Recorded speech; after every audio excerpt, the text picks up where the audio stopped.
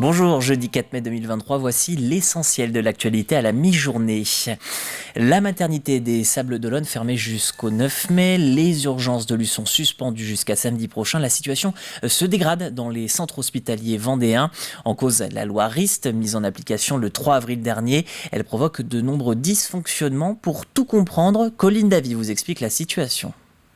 La loi Rist fait ses premiers dégâts en Vendée. Pour rappel, celle-ci prévoit un plafond de rémunération à 1 390 € par 24 heures. Problème, certains médecins remplaçants refusent dans l'immédiat cette situation. Les conséquences deviennent concrètes. Cette semaine, 2 annonces. La première, la fermeture du service des urgences de Luçon entre 18h et 8h30 du 3 au 5 mai. Et la deuxième, celle de la maternité des Sables d'Olonne jusqu'au 9 mai prochain. Une situation qui n'est pas nouvelle, mais de plus en plus fréquente pour devenir presque hebdomadaire. Ce sont les mots du représentant du collectif Patients sans médecin. Aujourd'hui, on prend appui sur cette pénurie pour dire nous sommes obligés, nous ARS ou nous direction du centre hospitalier départemental, de fermer des lits, de fermer des étages, de fermer des services, de fermer des pavillons. Eh bien, nous craignons fort que la population du sud Vendée littoral perdent la possibilité de se soigner sur place. Le CHD rétorque expliquant que ces décisions ne dépendent pas d'eux. La direction affirme faire le maximum pour garder ses médecins remplaçants. Il y a des négociations qui aboutissent. On a besoin d'un peu de temps pour les uns et les autres. Ce que je peux dire, c'est qu'il y a des médecins intérimaires permanents avec qui nous discutons parce qu'ils ont envie aussi de rester. Donc, comment faire des nouveaux contrats dans le cadre donc, du respect des règles à la fois au niveau de rémunération et de temps de travail.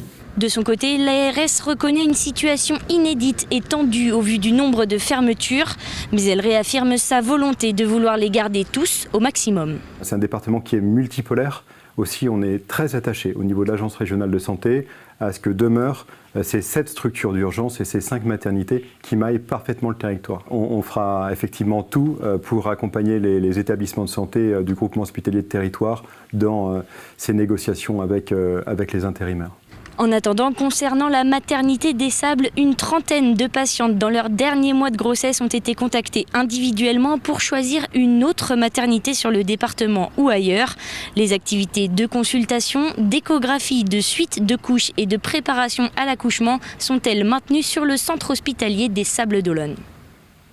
En bref, nouvel accident mortel à Pétos. Le drame est intervenu aux alentours de 8h et implique 2 voitures et un poids lourd. Un homme de 66 ans est décédé au volant de son véhicule et la circulation a été bloquée dans les 2 sens pendant plusieurs heures. Les 2 autres personnes impliquées, le chauffeur du poids lourd et la conductrice de l'autre véhicule, s'en sortent quant à eux avec quelques blessures légères. La 25e édition de l'Open de Vendée de tennis fauteuil arrive à La Roche-sur-Yon le mardi 9 mai. Vous pourrez assister au tirage au sort des tableaux à l'hôtel Ibis. La compétition se déroule ensuite du mercredi 10 mai jusqu'au dimanche 14. Côté match, rendez-vous sur les cours de l'Entente Tennis Lyonnaise. L'événement est ouvert au public et gratuit.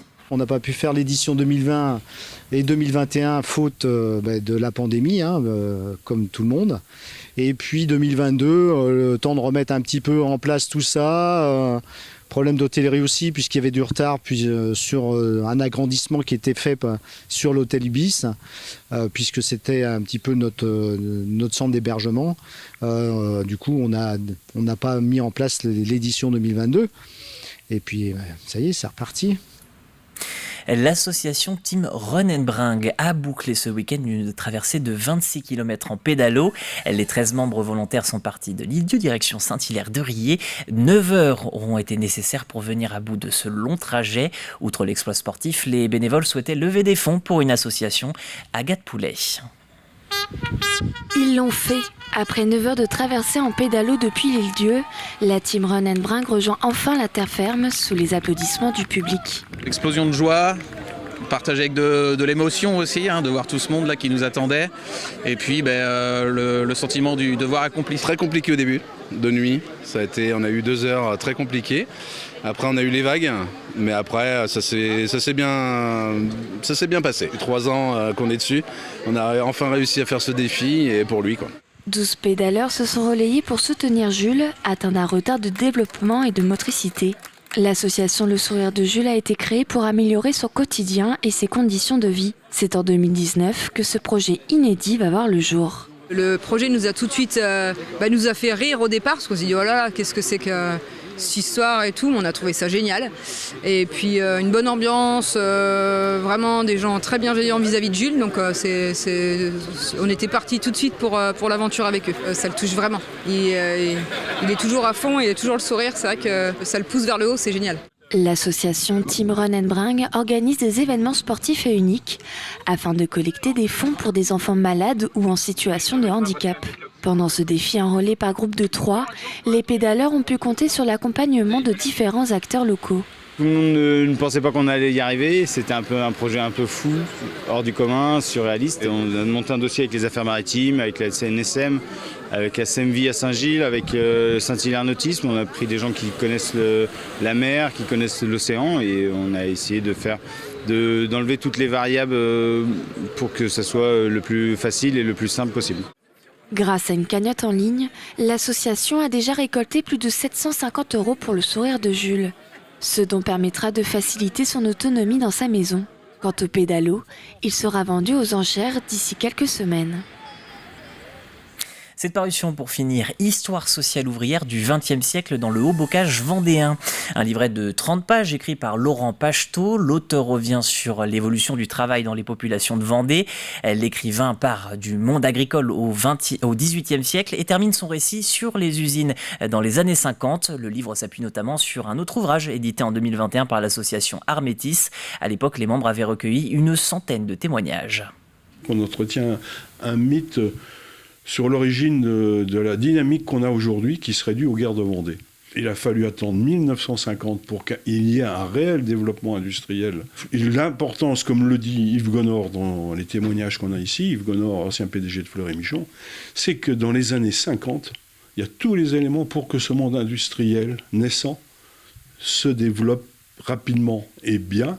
C'est-à-dire qu'on a des gens nombreux dans les fermes, habitués au travail, ils travaillent bien, et il termine par dire « ça, c'est exceptionnel ». Et c'est grâce à cette situation des années 50 qu'on a pu réussir ce développement industriel. Voilà, n'hésitez pas à vous procurer ce livre s'il vous intéresse. C'est la fin de ce journal. Merci de l'avoir suivi. L'actualité revient dès ce soir, 18h. Vous retrouverez Diane Delangle à ce même poste.